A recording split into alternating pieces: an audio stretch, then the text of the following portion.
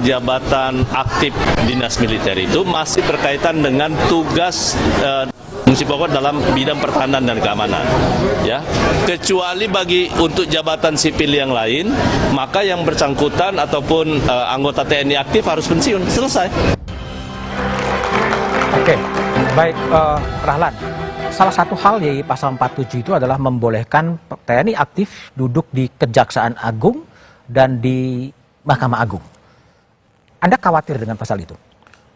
Sejujurnya saya nggak punya kekhawatiran terhadap revisi ini. Kalau memang gini, saya tadi sudah bilang bahwa yang namanya penolakan terhadap fungsi ABRI ini adalah sesuatu yang sangat punya akar historis yang sangat kuat.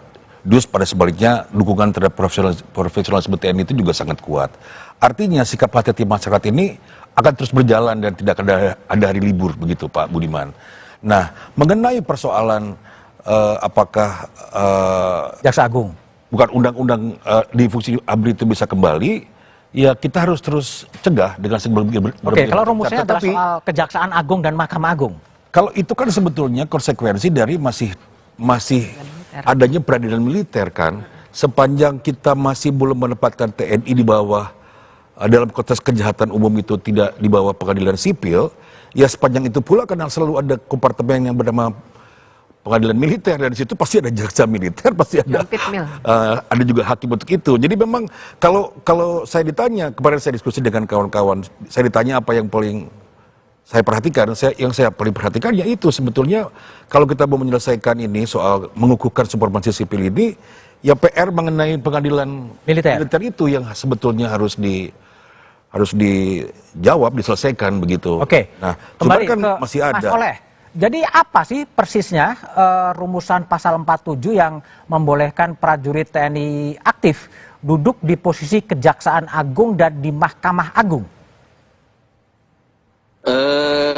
Pada dasarnya itu kan di pasal 47 itu hanya menyatakan bahwasanya yang dimaksud dengan pasal 1 ayat 15 kementerian dan lembaga, saya bacakan satu, di bidang koordinator bidang politik dan keamanan. Yang kedua, pertahanan negara. Yang ketiga, Dewan Pertahanan Nasional.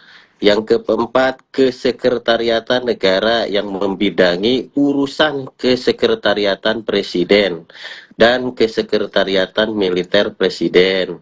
Kemudian intelijen negara, cyber dan sandi negara, lembaga ketahanan nasional, kemudian pencarian dan pertolongan, kemudian narkotika nasional, pengelolaan perbatasan, penanggulangan bencana, penanggulangan terorisme, keamanan laut, Kejaksaan Agung, Mahkamah Agung. Oke. Nah, perlu diketahui oleh bersama, ini itu semua existing di Undang-Undang 34 tahun 2004 ya.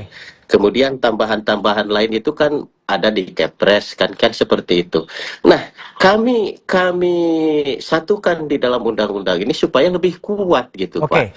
Dan artinya gini, Mas Oleh, kalau kemudian masyarakat sipil menafsirkan bahwa Presiden boleh saja menunjuk Jaksa Agung sebagai perwira aktif, tidak salah kan tafsir itu? Ya tidak salah, seperti apa yang tadi disampaikan, karena masih ada peradilan militer kan? Oke, baik. Kan Bibip, gimana Anda respon ini? Tadi ini kan problemnya juga soal peradilan militer, kan boleh duduk di jabatan sipil, tetapi peradilan militernya juga belum kemudian dikoreksi juga sebetulnya. Saya mau komentari dulu, karena pasal 47 itu kata-katanya adalah yang membidangi, yang artinya sebenarnya juga tidak bilang level mana. Artinya kalau kita ambil, sebenarnya tadi Mas Andi juga udah mengatakan sih, seandainya kita bayangkan kalau gitu bisa, misalnya ya, tadi Mas Budiman bilang Jaksa Agung bisa dong. Bisa. Jadi bisa. Ya, kalau bisa. kata-katanya begini, Ya. mau bedol desa, satu kantor kementerian itu diisi oleh tentara semua. Ibaratnya ya, kalau ada tafsir yang segila itu, bisa nggak? Bisa, kalau kata-katanya begini. Nah, itu yang kami khawatirkan. Bahwa kemarin tidak dibuat seperti itu sekali, kita harus ingat karakter pemerintahan yang sekarang. Sekarang kita punya presiden itu militer. Dan kalau saya sih membacanya memang sudah ada karakter komando di kabinet kita yang sekarang. Bisa diceritakan lebih jauh lah. Tapi Ya. kan bahkan menteri-menteri saja beberapa memang ada juga tentara aktif begitu. Yang artinya kalau dulu tidak digunakan sampai bedol desa seperti skenario terburuk yang kami bayangkan, jangan-jangan dengan tafsir yang begitu luas terbuka nanti bisa digunakan. Nah, kalau peradilan militer kan harus dibedakan ya. Sekarang itu harusnya dikecilkan saja di jampit mil itu kalau di kejaksaan. Ya kenapa nggak spesifik jampit nih Spesifik, problemnya? ya. Kalau itu ya memang ini konsekuensi dari ketentuan di konstitusi bahwa kita masih punya peradilan militer. Di Mahkamah Agung juga ada kamar peradilan militer. Memang itu konsekuensi lagi. Tapi kalau disebutkan di bidang Kejaksaan Agung, sebenarnya saya agak khawatir karena bisa terjadi skenario-skenario terburuk. Nah, ini yang jadi masalah dan saya setuju kalau misalnya kalau mau reformasi beneran, segera dong bikin supaya peradilan militer itu benar-benar hanya untuk tindakan-tindakan, jadi tindak pidananya itu yang masuk KUHP militer, Oke, bukan subjek yang melakukannya. Baik, Mas Andi, gimana nih soal kontroversi penafsiran yang agak liberal bahwa pada satu saat bisa saja Presiden menunjuk Jaksa Agung Itu nggak di liberal, perwira tinggi militer. sebetulnya. Oh, kalau pakai konstruksi pasal 47 yang sekarang, itu permintaan dari pimpinan kementerian lembaganya. Jadi misalnya saya sebagai Gubernur Lemhanas ya, di pasal 47 Lemhanas boleh diduduki oleh perwira aktif. Saya yang mengajukan permintaan kepada Panglima. Di jabatan apa perwira aktif itu akan dibutuhkan di Lemhanas.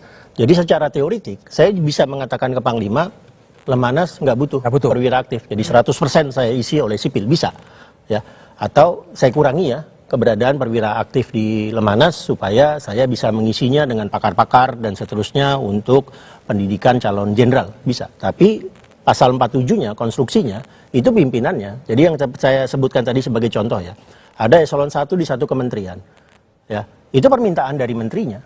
Jadi bukan perintah presidennya untuk menunjuk perwira tersebut. Harus ada permintaan dari kementerian atau lembaganya untuk diproses. Jadi kalau tadi Mbak Bibitnya mengatakan ya satu saat mungkin aja ada Jaksa Agung yang meminta semua eselon 1-nya militer, ya harus ada permintaan dari Jaksa Agung. Ya, tapi kan kemudian saya rasa pengawalan masyarakat sipilnya yang kemudian harus keras sekali pada saat ada permintaan di luar kebiasaan tersebut kan. Oke, baik.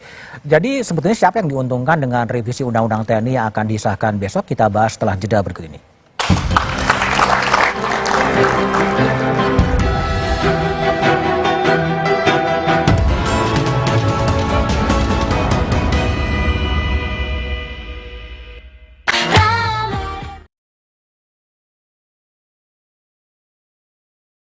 Pasca penolakan dari Koalisi Masyarakat Sipil, pembahasan